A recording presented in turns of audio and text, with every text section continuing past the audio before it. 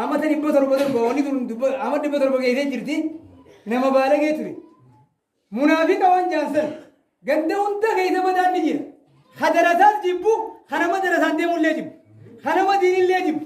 badaan ganda hunda keessa jira beeku nama tokkootu waggaa darasichi daawaa asirra dhaabbatee godhe daawaa isaa tana inkaara intaane jee inkaara daawaa kana miti maali salaata irratti waakkachuun wuduu irratti waakkachuun darajaa guddoo qabdii rabbii sababa saniin waan akkanaa namaa godha jee mucaa asirraa himnaani